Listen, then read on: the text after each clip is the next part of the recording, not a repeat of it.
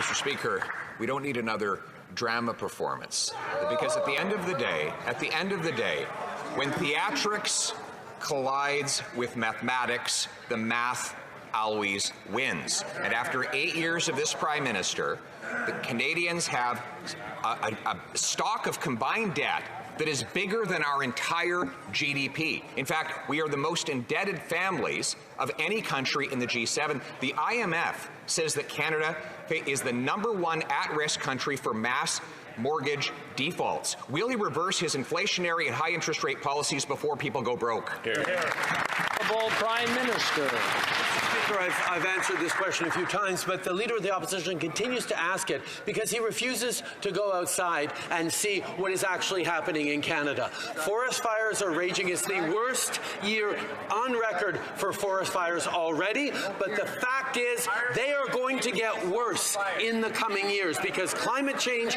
is real, and yet the Conservative Party continues to stand against the climate action that we've been taking, stand against the investments that we're making to support families, to support first responders. They continue to stand against help for Canadians who are losing their homes, losing their families, losing their livelihood. The Honourable Leader of the Opposition.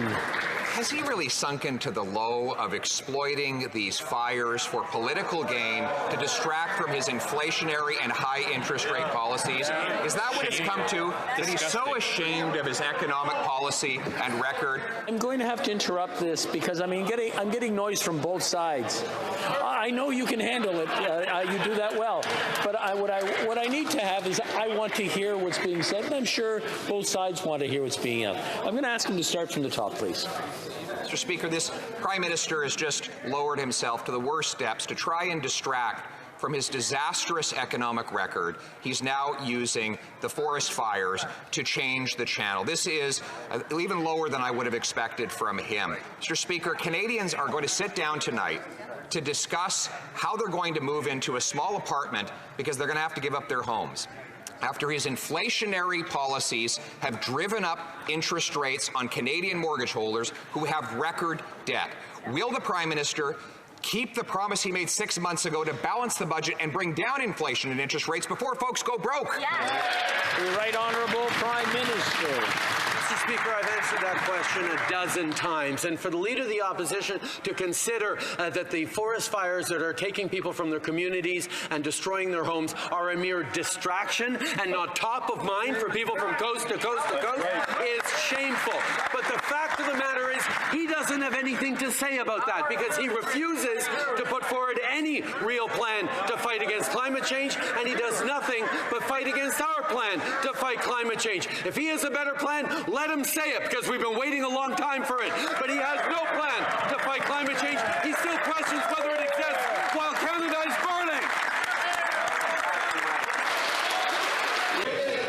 burning. Order.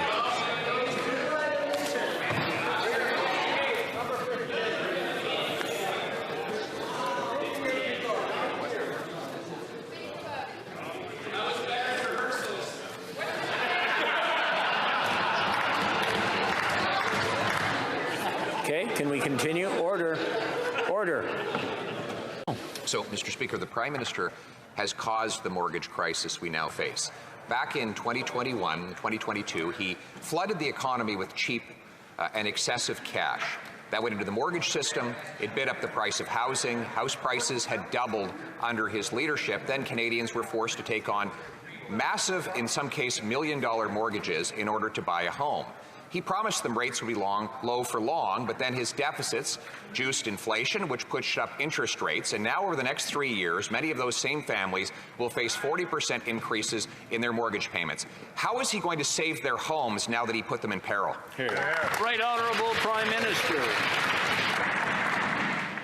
2021, 2022. What was happening around then? What was happening in 2020, 2021? The investments we made to help Canadians get through the pandemic, the investments we made to support small businesses, to support our frontline health workers, to ensure that we got through this extraordinarily difficult time in one of the best situations with some of the fewest deaths of all of our peer countries.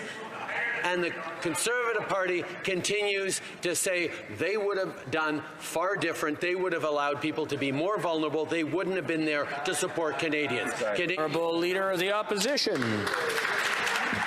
2021, 2022, I'll tell you what was happening. I'll tell you what he was doing. He was trying to stuff $500 million into the We Charity to help a group that had paid off his family. We know that he gave money to Frank Bayless's company. We know that 40% of all the deficits he added had nothing to do with COVID, according to the PBO. We know he added $100 billion of debt before COVID ever happened, and now he's adding hundreds of billions more now that COVID is done. So he's got to stop using the COVID excuse and start answering the question. People don't know how they're going to pay their mortgages. That's why I've had to ask 20 times about that question. Will he finally answer it? How will they pay their mortgages? Hear, hear. Right Honourable Prime Minister. Mr. Speaker, over the past years, we've been investing in Canadians in targeted, non-inflationary ways with things like a doubling of the GST credit, with dental supports for families under 12, with investments that are cut childcare fees in half, Mr. Speaker. These are all things that the Conservative Party stands against and indeed says they would cut. And I ask you, Mr. Speaker, and them through, how would cutting programs for Canadians help them in this difficult time? Leader of the Opposition. Let me break it down. I've been trying with 20 questions to get him to understand. Here's the domino effect. His spending causes deficits, which cause inflation, which cause interest rates to go up, which cause defaults. How do you reverse that? You stop the deficits, which stops the inflation, which stops the interest rates from going up, which stops the defaults. What part of that doesn't he understand? The Right Honourable Prime Minister. Mr. Speaker, once again, never letting the facts get in the way of a good political argument is the Leader of the Opposition's modus operandi.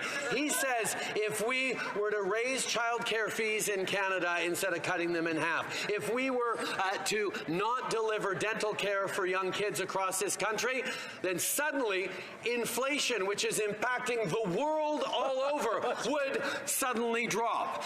That Canada is so important in the world that our lowest deficits in the GDP are contributing massively to this global inflation context. It is complete garbage from the Leader of the Opposition, Mr. Speaker.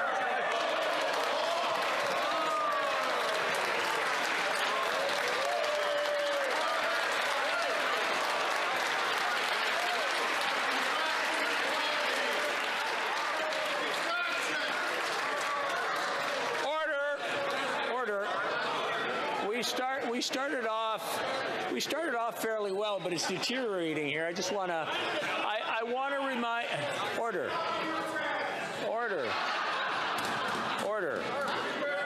I just want to remind the honourable members to use their words judiciously when they're using them in the House and try to use parliamentary language.